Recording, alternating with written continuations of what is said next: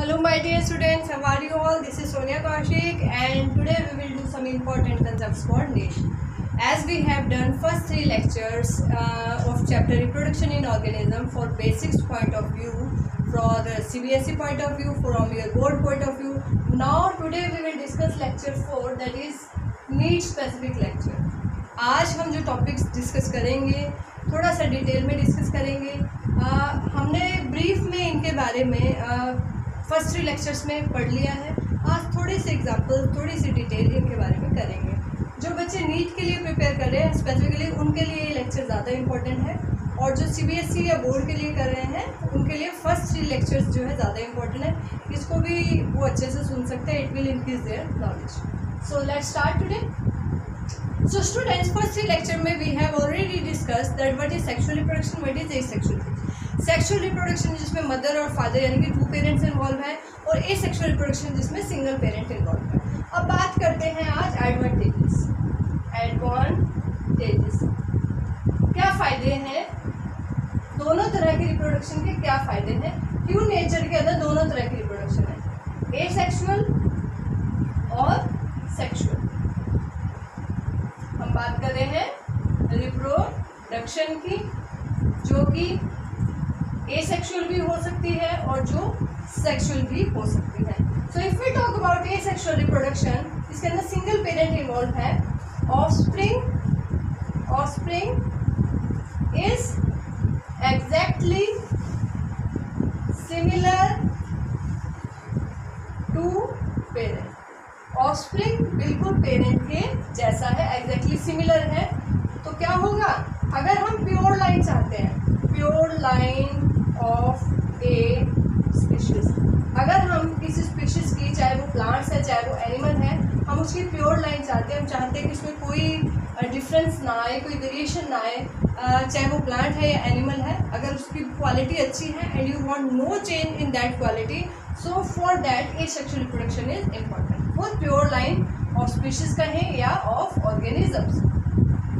Sexual reproduction के अंदर क्योंकि दोनों पेरेंट्स इन्वॉल्व हैं, दोनों पेरेंट्स का स्पर्म और ओवा जब फ्यूज कर रहे हैं तो उससे 50% DNA जो मदर से है और 50% फादर से। तो यहाँ पे जो ऑफस्प्रिंग है, offspring is different from both parents. अगर आप स्टूडेंट सिबलिंग्स की बात करें, भाई बहन की बात करें, that have common parents, they are not exactly similar, वो भी एग्जैक्टली सिमिलर नहीं है, तो यानी कि एसेक्सुअल रिप्रोडक्शन से आती है वेरिएशन। क्या आती है, वेरिएशन आती है। और वेरिएशन किसके लिए इंपॉर्टेंट है स्टूडेंट, इवोल्यूशन इवोल्यूशन का मतलब it is the you can say formation and development of नई स्पीशीज का बनना due to passage of time. धीरे धीरे समय के साथ साथ आप देखते हैं जब हमारी अर्थ का इवोल्यूशन हुआ था तो वहाँ पे ऑर्गेनिज्म इतने ज़्यादा डाइवर्सिटी के नहीं थे, लेकिन आज आप देखिए whether they are plants, animals या microorganism, there is a huge biodiversity, बहुत ही ज़्यादा अच्छी मात्रा में ऑर्गेनिज्म जो है प्रेजेंट है। तो वो जो वेरिएशन आई है, आप देखिए राइस की हज़ारों वैरायटी है, मैंगो की हज़ारों वैरायटी है, वीट की हज़ार, तो ये सारी कैसे पॉसिबल हो पाई, ये सारी पॉसिबल हो पाई वेरिएशन, क्योंकि सब में थोड़ा थोड़ा वेरिएशन है, और उस वेरिएशन की वजह से क्या हुआ, इवोल्यूशन। ठीक है स्टूडेंट, तो यानी कि sexual reproduction is important for variation, that is important for evolution, क्योंकि इसमें जो पेरेंट्स है उससे ऑफस्प्रिंग बिल्कुल डिफरेंट है, यानी कि रिकॉम्बिनेशन यहाँ पे हो रहा है, मदर एंड फादर के DNA का रिकॉम्बिनेशन आप कह सकते हैं हो रहा है। ठीक है student, so first topic of today that is advantages of sexual and asexual reproduction is clear now. अब हम बात करते हैं students types and examples of asexual reproduction. हम एसेक्सुअल रिप्रोडक्शन कर चुके हैं अपने फर्स्ट 3 लेक्चर्स में। आज थोड़ा सा उनके एग्जांपल्स और उनकी थोड़ी और डिटेल हम करते हैं, बेसिक आइडिया हम कर चुके हैं, टाइप्स भी आप लोग कर चुके हैं एसेक्सुअल रिप्रोडक्शन के। एसेक्सुअल रिप्रोडक्शन, इसके एग्जांपल्स इंपॉर्टेंट है स्टूडेंट नीट के लिए। एसेक्सुअल रिप्रोडक्शन कैसे इंपॉर्टेंट है, कितने टाइप्स का है, तो पहले टाइप्स की बात करते हैं। हम कर चुके हैं student, we have already done हम कर चुके हैं binary fission, we have done, हमने किया है budding we have done, then we have covered sporulation, spores बनते हैं फंजाई एल्गी के अंदर, स्पोरुलेशन, एंड देन अगर प्लांट्स के अंदर ये सेक्सुअल रिप्रोडक्शन की बात करें so that is vegetative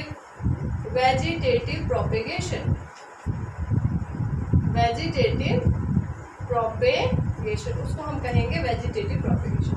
alright student, तो सबसे पहले आते हैं बाइनरी फिजन के अंदर। बाइनरी फिजन यानी कि इसके अंदर एक, फॉर एग्जांपल एक बैक्टीरिया है, वो डिवाइड हो जाएगा और डिवाइड होकर कितने बैक्टीरिया बना लेगा, 2 बैक्टीरिया। तो ये बाइनरी फिजन अलग अलग टाइप्स का हो सकता है स्टूडेंट्स। ये हम कहें इरेगुलर भी हो सकता है। इरेगुलर यानी कि कोई एक स्पेसिफिक साइट नहीं है जहाँ से फिजन होगा, सो ये इरेगुलर भी हो सकता है, ठीक है। और ये ट्रांसवर्स भी हो सकता है, और ये लंबाई में यानी कि लॉन्गिट्यूडनल डायरेक्शन में भी, ये हॉरिजॉन्टल होगा, लॉन्गिट्यूडनल डायरेक्शन में भी हो सकता है। तो इरेगुलर की अगर हम बात करें स्टूडेंट्स, जैसे अमीबा के अंदर अगर आप देखें, एग्जांपल मैं यहाँ ले रही हूँ अमीबा के अंदर अगर हम देखें, जब वो डिवाइड करता है तो कोई ऐसे स्पेसिफिक कोई साइड नहीं है कि कट लग गया और 2 पार्ट हो गए, तो इरेगुलर तरह की डिवीजन उसको हम कहेंगे। 1 parent amoeba cell give rise to 2 cell, that's why it is called binary fission, and as there is no regular sequence it is called irregular. Now coming to transverse fission, अगर हम bacteria की बात करें तो इसमें जो तरह का फिजन है स्टूडेंट्स उसको हम कहेंगे ट्रांसवर्स फिजन। लेकिन वहीं अगर हम यूग्लिना की बात करेंगे, हम बात करें किसके अंदर, बैक्टीरिया के अंदर हो सकता है स्टूडेंट्स ये। अगर हम बात करें यूग्लिना जिसको कनेक्टिंग लिंक भी कहा जाता है, connecting link between plants and animals, plants और एनिमल्स में जिसको कनेक्टिंग लिंक कहा जाता है, दैट इज यूग्लिना। यूग्लिना के अंदर अगर हम देखें स्टूडेंट्स तो दे हैव लॉन्गिट्यूडनल डिवीजन। कैसा डिवीजन रहेगा, लॉन्गिट्यूडनल डिवीजन इसके अंदर रहेगा।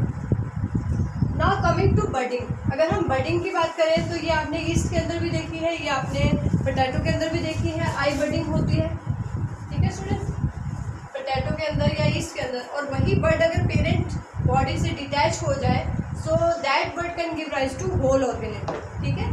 बडिंग में आप एग्जांपल कर सकते हैं ईस्ट का, वी हैव ऑलरेडी डिस्कस्ड कि for example this is yeast, एक बर्ड है वो डिटैच हुई तो it will give rise to new bud, ठीक है स्टूडेंट।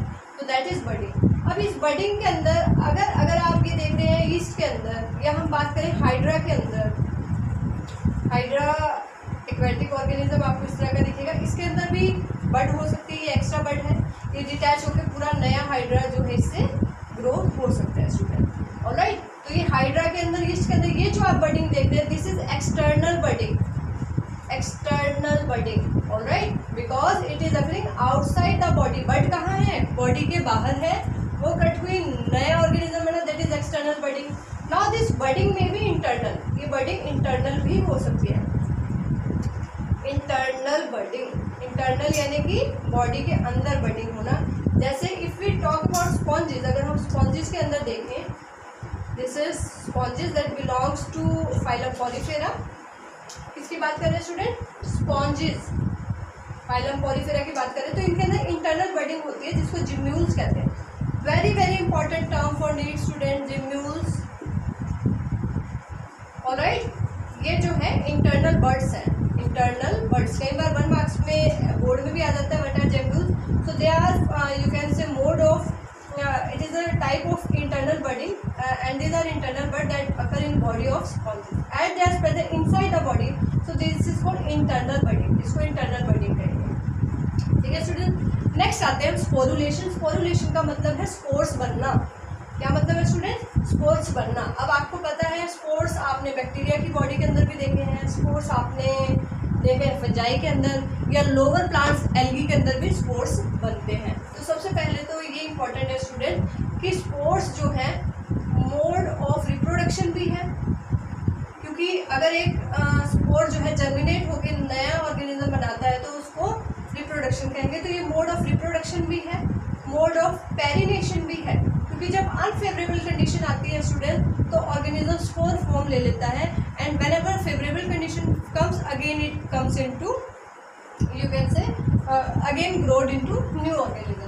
तो ये मोड ऑफ पेरिनेशन भी है और मोड ऑफ डिस्पर्सल भी है। तो इस सभी काम के लिए स्पोर्स को जो है यूज़ किया जाता है। नाउ अगर हम बात करें स्पोर्स, तो इस चैप्टर में स्पोर्स अगर हम एसेक्सुअल रिप्रोडक्शन की बात करें तो specifically I am talking about fungi and I am talking about algae के अंदर हम बात करें तो स्टूडेंट इनके अंदर बेसिकली दो तरह के स्पोर्स देखे जाते हैं। One are motile spore, motile मतलब जो मूव कर सकते हैं, and other one is non motile जो मूव नहीं कर सकते हैं। ठीक है स्टूडेंट्स, आपको पता है algae is present in water, so if there are gametes so they have to move with the help of water current and fuse to form zygote. ठीक है, और अगर वहीं हम फंजाई की बात करें तो that may grows on solid food items and their spores may dispersed with the help of air and wherever the spores fall down they form new fungal hyphae there। ठीक है स्टूडेंट, तो ये motile भी हो सकते हैं जो move करें और नॉन मोटाइल भी हो सकते हैं। मोटिलिटी के लिए आपको पता है इसमें क्या होगा, फ्लैजला जैसे आपने बैक्टीरिया की बॉडी के अंदर भी देखा है कि फ्लैजला होता है मूवमेंट के लिए। तो इस तरह के स्पोर्स आप देखे जाते हैं स्टूडेंट्स एल्गी के अंदर and they are specifically called zoo spore. देखिए ध्यान से देखिएगा, zoo spore, zoo means animal, spore जो एनिमल की तरह मूव कर सके, because animals are the organism that undergo locomotion that can change their place to one to another, they can move from one place to another, that's why these spores can move with the help of flagella, that's why they are called zoospores। and if we talk about algae, what type of algae that have these zoospores, so we can take example of Chlamydomonas। ठीक है student, this is algae that have spores having flagella, they can move in water and if we see male and female gamete are also same, so they also show homogamy या isogametes भी ये show करते हैं, क्योंकि male और female gamete generally have no morphological difference. आते हैं non motile spores पे, तो they are generally called conidia हम इनको कह सकते हैं। जैसे कोनिडिया ये आपको दिख सकते हैं स्टूडेंट्स फंजाई के अंदर, जैसे मैं एग्जांपल ले रही हूँ पेनिसिलिन जो दैट इज पेनिसिलियम कहेंगे students. Penicillin is an antibiotic that is isolated from Penicillium notatum या पेनिसिलियम क्राइसोजिनम से जो एंटीबायोटिक आइसोलेट की जाती है उसको पेनिसिलिन बोलते हैं। It was the first antibiotic. यहाँ हम बात करें फंजाई की, सो दैट इज पेनिसिलम। ठीक है स्टूडेंट, इसका भी अगर हम स्ट्रक्चर देखें तो इस तरह के स्पोर्स होंगे, इनको कोनिडिया कहा जाता है स्टूडेंट्स। क्या कहा जाता है, कोनिडिया। ब्रूम लाइक स्ट्रक्चर, झाड़ू के जैसा स्ट्रक्चर होता है पेनिसिलियम का। So these are non motile spores और एयर के थ्रू ये डिस्पर्स होते हैं। So these spores can be motile and non motile. Spores motile भी हो सकते हैं, नॉन मोटाइल भी हो सकते हैं। Next coming to next type of asexual reproduction in plants के अंदर अगर हम बात करें एसेक्सुअल रिप्रोडक्शन को वेजिटेटिव प्रोपेगेशन कहा जाता है students. Why this is called vegetative propagation? क्यों कहते हैं इसको vegetative propagation? Because in vegetative propagation any vegetative part जैसे कि root, stem and leaf that gives to new plant. नया प्लांट किसी रिप्रोडक्टिव पार्ट से नहीं बन रहा। हमें पता है प्लांट्स के अंदर रिप्रोडक्टिव पार्ट इज फ्लावर, तो फ्लावर से नहीं बन रहा। No seed formation is there, no fruit formation is there. तो इस तरह की जो प्रोपेगेशन है उसको क्या कहते हैं, वेजिटेटिव प्रोपेगेशन। किससे? New plant is grown with the help of you can say is grown. वैसे इसके साथ फर्स्ट फॉर्म लगती है। हाँ, new plant is grown with the help of vegetative propagules. Propagules क्या स्टूडेंट? जो भी प्लांट का वेजिटेटिव पार्ट, प्रोपेग्यूल जो भी वेजिटेटिव पार्ट वेजिटेटिव प्रोपेगेशन के लिए यूज हो रहा है, चाहे वो रूट है, स्टेम है, लीफ है, तो उसको हम क्या कहते हैं, वेजिटेटिव प्रोपेग्यूल। अब देखिए वेजिटेटिव प्रोपेग्यूल की बात करें तो ये स्टेम भी हो सकती है, ये लीफ भी हो सकती है और ये रूट भी हो सकती है। वेजिटेटिव पार्ट में स्टेम भी हो सकती है, लीफ भी हो सकती है और रूट भी हो सकती है। अब स्टेम की बात करें, stem is generally the part of plant that is above the soil, above the ground. Root system, shoot system आपने किया, रूट्स जो ज़मीन के नीचे है, सॉइल में है, और जो ज़मीन के ऊपर है उस पार्ट को शूट बोलते हैं। Stem is that part. तो स्टेम की बात करें, अब ये स्टेम स्टूडेंट्स अंडरग्राउंड भी हो सकती है। अंडरग्राउंड आपको पता है, पोटैटो, आलू की अगर हम बात करें तो that is a tuber. Tuber, इसका एग्जांपल हम ले सकते हैं पोटैटो। पोटैटो जो आप खाते हैं that is a stem modification, very very important. Sweet potato is root modification. Potato very important. Potato की अगर बात करें तो ये स्टेम मॉडिफिकेशन है, very very important for NEET. Stem की मॉडिफिकेशन है, स्टेम से बनी है। और वहीं अगर आप स्वीट पोटैटो की बात करें, स्वीट पोटैटो जिसे हिंदी में शकरकंदी भी कहा जाता है, sweet potato, so that is modification of root, so that is root modification, root modification. ठीक है स्टूडेंट्स, दैट इज। तो अब स्टेम में भी अंडरग्राउंड, ये अंडरग्राउंड हो सकती है, ये बल्ब के, this is tuber form potato. अगर अब वहीं आप बात करते हैं अनियन की, प्याज आप लोग खाते हैं तो वो है अनियन की बात करें तो उसमें बल्ब जो है, बल्ब पार्ट जो है यूज होगा ग्रोथ के लिए। ठीक है स्टूडेंट।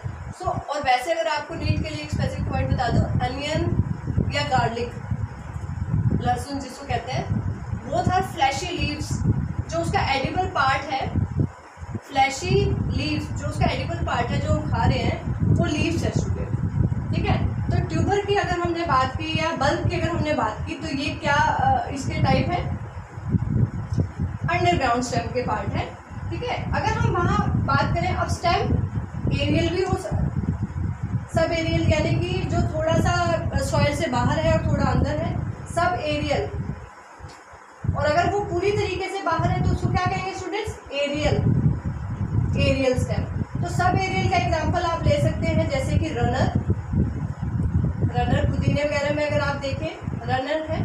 ठीक है। मिंट का आप एग्जांपल ले सकते हैं इसमें पुदीने का।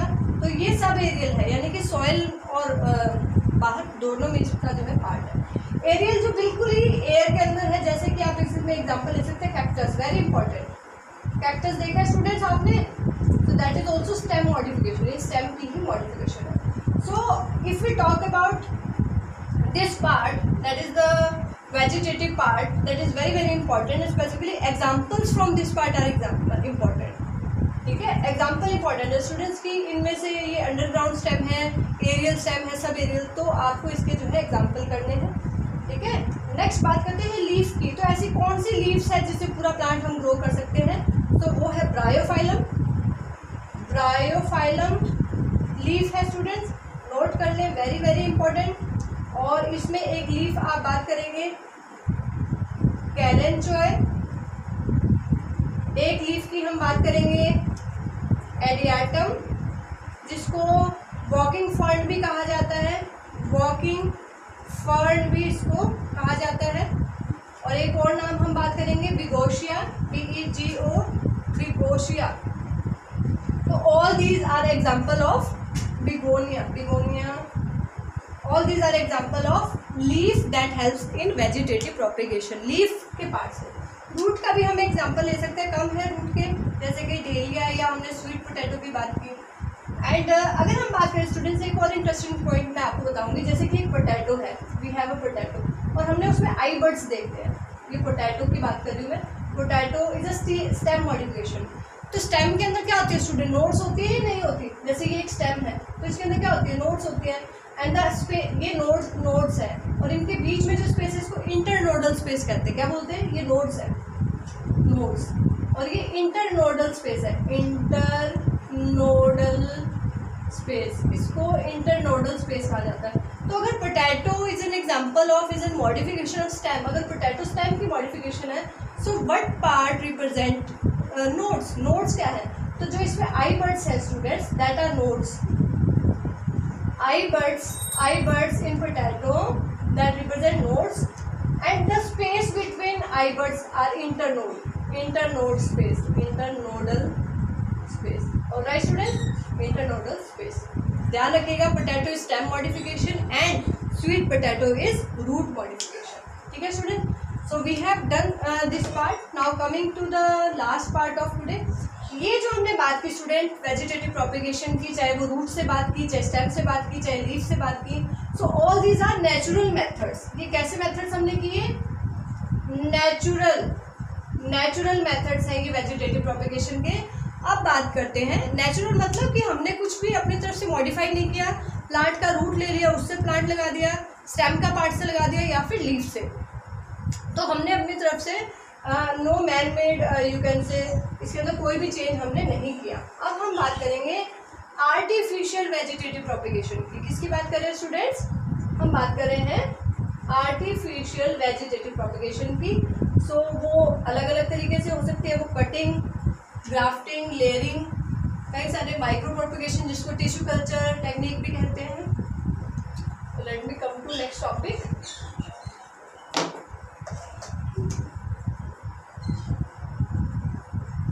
हम बात कर रहे हैं आर्टिफिशियल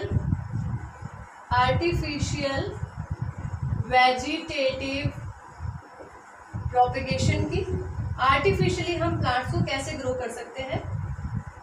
तो आर्टिफिशियल है तो ये मैन मेड टेक्निक है, they are not natural, man made technique है वेजिटेटिव प्रोपिगेशन की। तो इसमें बात करें स्टूडेंट्स, इसमें एक हो सकता है कटिंग। क्या हो सकता है? कटिंग। इसमें हो सकता है ग्राफ्टिंग। अभी मैं वन बाय वन सभी को एक्सप्लेन करती हूँ। ग्राफ्टिंग। इसमें एक टेक्निक हो सकती है layering, and one more technique is there micro propagation. If we talk about NCERT, in NCERT there is no discussion of this artificial vegetative propagation method. हमारी एनसीईआरटी में सिर्फ नेचुरल मेथड्स वेजिटेटिव प्रोपिगेशन के given है, examples उनके given है, stem से, leaf से, root से। आर्टिफिशियल वेजिटेटिव प्रोपिगेशन नहीं है, but it is quite important topic for leaf. तो हम अगर कटिंग की बात करें स्टूडेंट, प्लांट की कटिंग से, हम किसी पार्ट की कटिंग से, तो हम लीफ कटिंग, पहले हम बात करेंगे स्टेम कटिंग। थोड़ा सा स्टेम को कट कर दिया और उसको सॉइल में लगा दिया तो उससे पूरा प्लांट ग्रो कर दिया, स्टेम कटिंग। आपने देखा होगा रोज़ को कलम से ग्रो करते हैं, मतलब रोज़ की स्टेम को कट करते हैं, जिसको कलम भी बोलते हैं। तो रोज़ को, चाइना रोज़ को, इनकी स्टेम कटिंग कर दे तो students we can go for growth of new plant. तो स्टेम कटिंग देखने को मिलती है रोज़ के अंदर या फिर चाइना रोज़ के अंदर। रोज़ या चाइना रोज़ के अंदर आप स्टेम कटिंग के लिए जो है जा सकते हैं। ठीक है स्टूडेंट, उसके बाद हम बात करते हैं लीफ कटिंग की। लीफ कटिंग ये वैसे कम होता है। लीफ कटिंग की बात करेंगे, लीफ कटिंग की अगर हम बात करें तो स्टूडेंट्स इसके अंदर ब्रायोफाइलम का भी अगर कोई पार्ट, ब्रायोफाइलम का भी अगर कोई पार्ट हम कट करके लगा देते हैं तो that is also called, you can say artificial cutting. Means rose की पूरी स्टेम को हम नहीं लगा रहे, कट करके उसको सॉइल में लगा देते, तो that type of artificial propagation is called cutting. Now coming to grafting. Grafting में क्या होगा students? If we have two plants, अगर मान लीजिए हमारे पास एप्पल के दो प्लांट्स हैं, in one plant there is very good taste of apple, in other plant there is very good size of apple. एक में साइज बहुत अच्छा है, एक में टेस्ट बहुत अच्छा है, and you want both the characteristic in one plant. आप एक ही प्लांट में एक ही एप्पल के अंदर वो सारी चीज़ें चाहते हो, तो क्या करोगे? एक प्लांट का रूट वाला पार्ट ले लोगे कट करके और एक का स्टेम वाला पार्ट, और उनको जो है जोड़ दोगे with the help of, you can say, natural banded, जो सॉइल से, क्ले से, उन सबसे बनाते हैं। तो लेट्स सी ग्राफ्टिंग। ग्राफ्टिंग में क्या है students? We are using stock and scion. जैसे कि हमारे पास दो प्लांट है, टू प्लांट्स, तो जिसका हम शूट पार्ट लेंगे, शूट पार्ट, उसको हम क्या बोलेंगे? सियोन। एंड स्टॉक किसको बोलेंगे? जिसका हम लेंगे रूट पार्ट। देखिए स्टूडेंट्स, जैसे कि हमारे पास ये दो प्लांट हैं, यहाँ पर ये दो प्लांट हैं, ठीक है।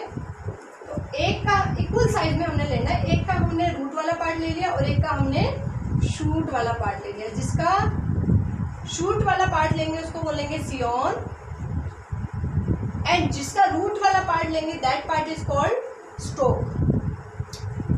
इक्वल साइज लेंगे हम स्टॉक एंड सियोन, दोनों को सॉइल से, क्ले से एंड फिर हम पॉलीथीन जो है उसके, या जो प्लांट ब्रीडर्स हैं they join with the help of soil, polythene and clay like and moss you can use in that, ठीक है। तो उस तरीके से and after some time you will see that stock and scion part जो है totally एक दूसरे से जुड़ चुका है, ठीक है। तो इस तरह की प्रोसेस को क्या कहा जाता है, ग्राफ्टिंग। अब students on the basis of shape, अगर हम शेप की बात करें, देखिए अगर हमने स्टॉक और सियोन को इस तरीके से कट किया है, इस तरीके से कट किया है ताकि वो एक दूसरे के अंदर अच्छे से अटैच होते, तो या फिर हमने इस तरीके से कट किया है, तो अलग अलग मेथड हो सकते हैं स्टूडेंट्स। इसको हम क्राउन ग्राफ्टिंग भी कह सकते हैं, क्राउन के जैसा नजर आ रहा है ये, ठीक है, क्राउन ग्राफ्टिंग। इसको हम वेज ग्राफ्टिंग भी बोल सकते हैं, वेज ग्राफ्टिंग, ठीक है।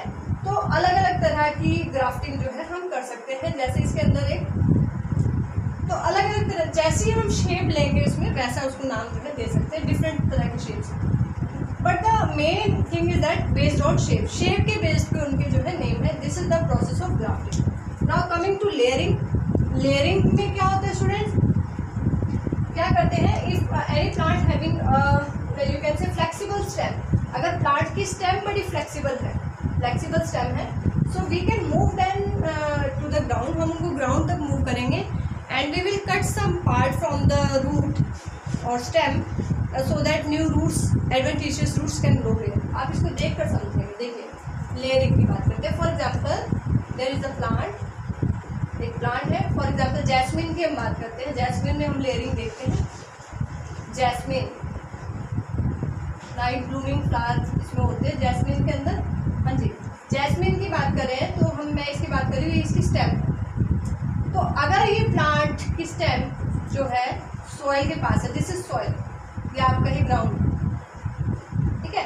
तो अगर हमने इसकी स्टेम को ऐसे खींच करके यहाँ इसकी टिप जो है नीचे सॉइल के अंदर लगा के, this is called tip layering. इसको क्या कहेंगे, टिप लेयरिंग, ठीक है स्टूडेंट्स। और टिप की जगह हम अगर ज़्यादा पार्ट इसका ग्रो कर रहे हैं, ज़्यादा पार्ट अगर हम इसका अंदर डाल दें तो that is also type of ways layering, ठीक है।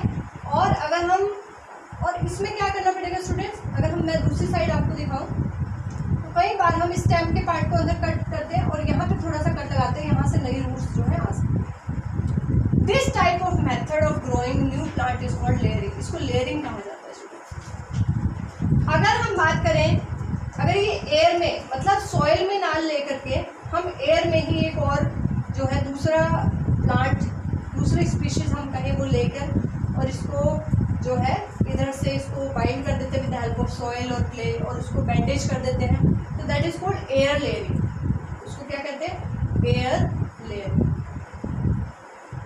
ये हम बात करें सॉइल लेयरिंग कह सकते हैं इसको, सॉइल लेयरिंग। आप उसका कितना पार्ट अंदर जो है डिप कर रहे हो, that is called tip layering. अगर सिर्फ टिप है, तो अगर ज़्यादा है तो सेज लेयरिंग भी उसको बोल सकते हैं।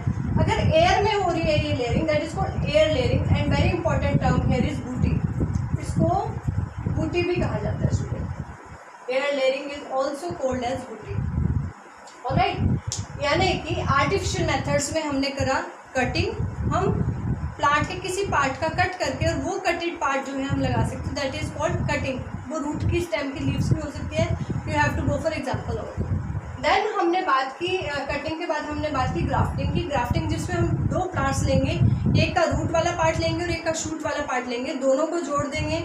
जोड़ेंगे कैसे, soil, clay and all things will and mosses, all thing should be wrapped around the you can say joint part or attached part, so that will join after some days.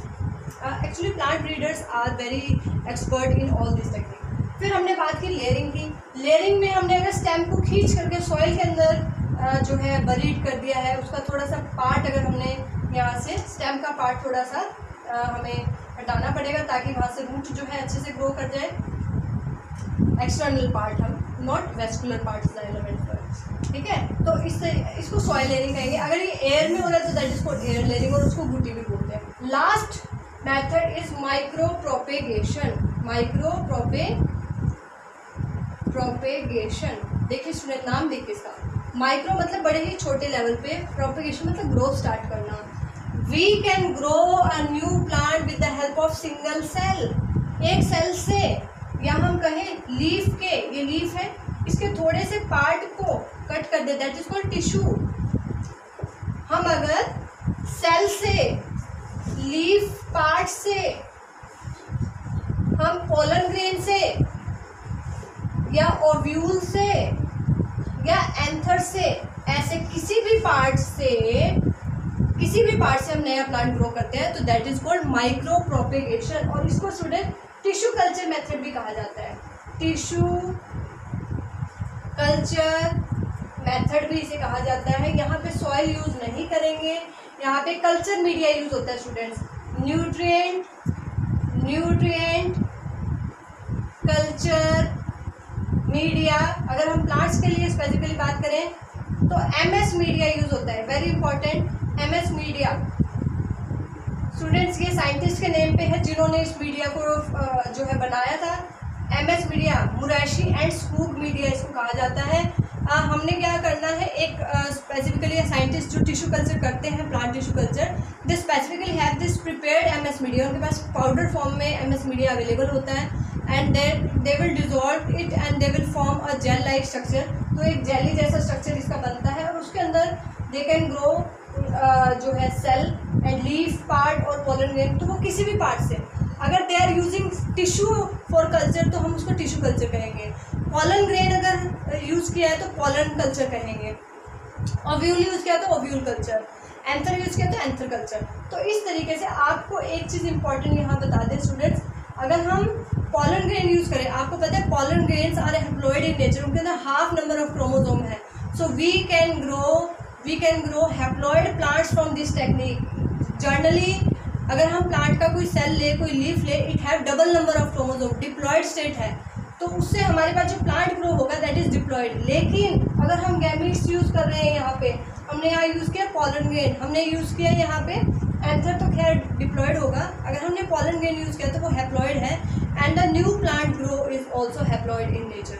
इसके अलावा अगर हम वायरस फ्री प्लांट ग्रो कराना चाहते हैं students, if अगर हम देखें प्लांट के अंदर बार बार इन्फेक्शन होता जा रहा है जब भी हम नया प्लांट ग्रो करा रहे हैं, तो हम क्या करें, जब किसी भी प्लांट का मेरिस्टेमेटिक रीजन होता है, मेरिस्टेमेटिक आप शूट मेरिस्टम की मैं बात कर रही हूँ, that is the actively growing region of plant. आपने 11th क्लास में जरूर किया होगा मेरिस्टेमेटिक टिश्यू क्या होता है, जूनियर क्लास में किया होगा। तो अगर हम मेरिस्टम यूज़ करें, मेरिस्टम या मेरिस्टम टिश्यू अगर हम यूज़ करें जो एक्टिवली ग्रोइंग टिश्यू है, तो वायरस फ्री प्लांट हम ग्रो कर सकते हैं, वायरस फ्री प्लांट, या हम कहें disease free plant. Virus free plants में प्लांट वायरसेस होते हैं जो उनको अटैक करते हैं, या डिजीज फ्री प्लांट अगर हम मेरिस्टम पार्ट लें, होगा क्या देखिए, अगर हम बात करें इसके अंदर हमने न्यूट्रिएंट मीडिया लिया और एक सेल ले लिया यहाँ ग्रो करने के लिए माइक्रो टिश्यू कल्चर के अंदर, तो क्या होगा, कुछ दिन के अंदर वो सेल जो है डिवाइड करके एक सेल्स का मास बन जाएगा और उस मास को कहेंगे callus. Very important term students, note it down, callus.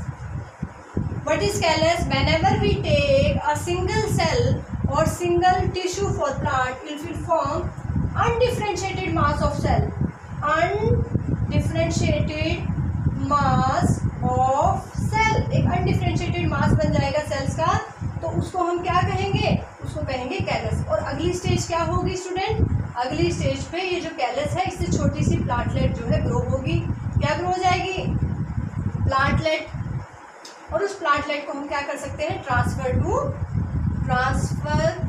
To soil, उसको हम सॉइल के अंदर जो है ट्रांसफर कर सकते हैं। तो इस तरीके से प्लांट को ग्रो करने के मेथड को कहते हैं टिश्यू कल्चर मेथड, या इसको वेजिटेटिव प्रोपेगेशन भी कहते हैं students. Micro propagation, it is a type of vegetative propagation, इसको माइक्रो प्रोपेगेशन कहते हैं।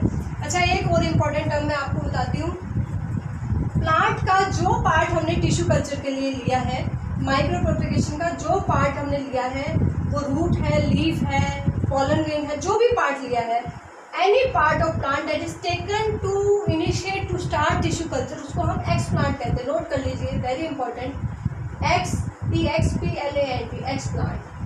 क्या होता है explant? It is a part of plant that is taken for tissue culture. Tissue culture करने के लिए जो पार्ट प्लांट का लिया जाता है, that part is called explant. Alright students, and the undifferentiated mass of cell that is formed initially, that is called callus. Callus will give rise to plantlet and that small plantlet is transferred into soil. तो इस तरीके से भी हम plants को, किन plants को इस तरीके से ग्रो किया जाता है स्टूडेंट्स? देखिए, कुछ पौधे ऐसे होते हैं जिनके सीड्स जो हैं खराब हो चुके हैं या वो सीड्स काम के नहीं हैं। We can not grow that plant with the help of seed, हम उसको सीड से ग्रो नहीं करवा पा रहे हैं। तो at that time vegetative part उस प्लांट का हम लोग जो है यूज़ कर सकते हैं।